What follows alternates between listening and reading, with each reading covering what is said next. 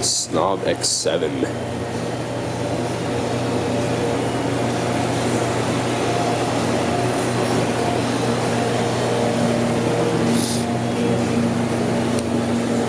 Here we are, the beautifully V-mounted car with obviously a little bit of extra wiring there. We're still mocking up here.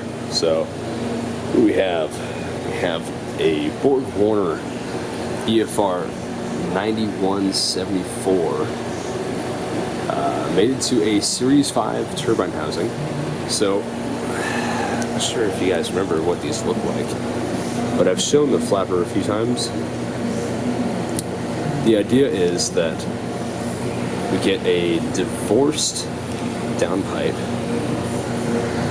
So I'm gonna get my phone in there for a little better lighting. So the divorced downpipe is going to be, turbine is, 74 millimeter right there, so roughly 3 inches, which a block off plate, and then there's a flapper in there. I can either go with a twin port, or I can go electronic. There's a bunch of diesel videos on how exactly the electronic would be great using a stepper motor, and the idea is that that's going to go 3-inch and expand outward to 4, do a downturn, but it's already pretty freaking low. Like, if you look at this angle, get the light back on it, sorry. The angle of approach is excellent, so really not an issue there. Let's go over a few more things. So we have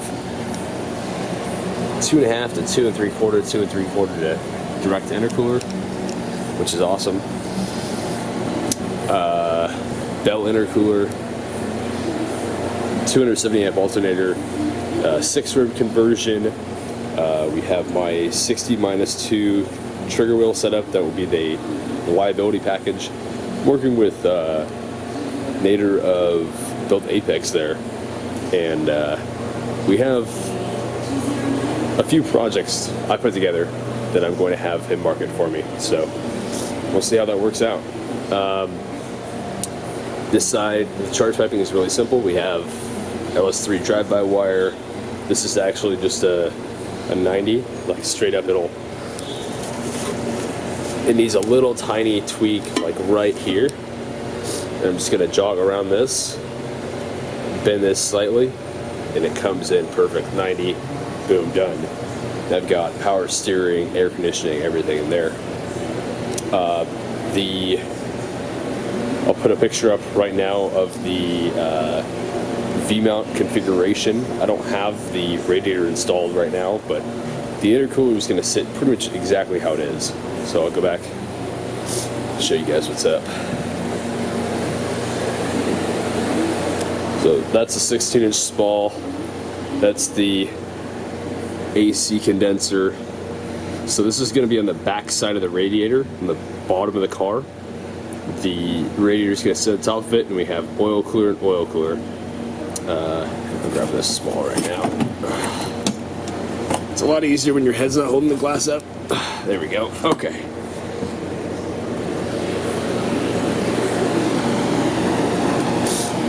Got that soft close feature. So this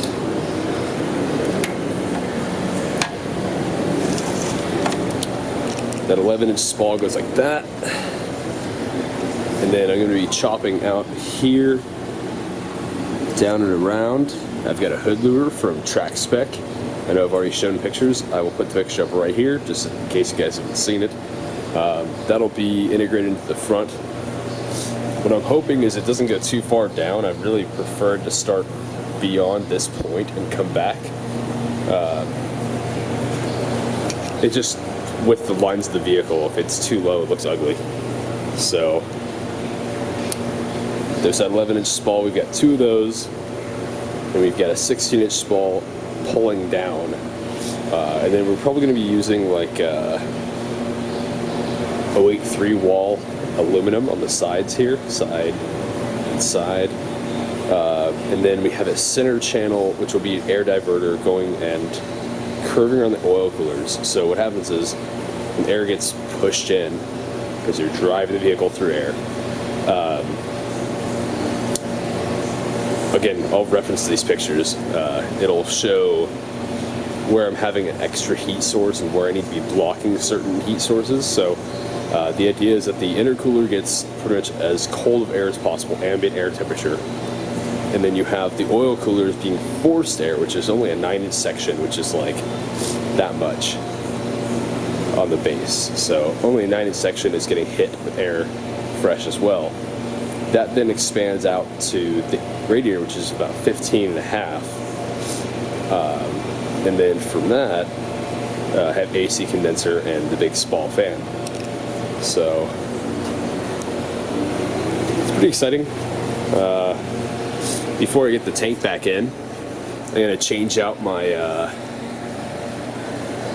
what do you call it, internal surge tank, so it's -8 in and out. And then I also have a air bleed, which is -6. It'll be for like turnover or whatever kind of crazy thing I do with that. Then started the crossbar for the front. Let's see.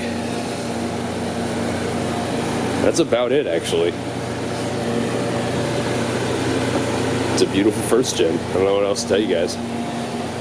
Just needs a little bit of TLC with the engine setup, and it'll be pitching. I know you've already seen the rear end, so this is just a recap of what's happened. And you can't forget the badass MSO2s. So, probably going to have these restored by a buddy of mine. If you haven't checked them out, love20b.com. I'll put the link in the description. Matt is an absolute enthusiast, amazing fucking guy to work with. And if you have old multi-piece forged wheels, he's the guy to go to. Hands down, worth it every time. So, yeah, I'll put a link in the description to his site, and subscribe. I have a lot of content coming to you guys soon. So, in the meantime, peace out.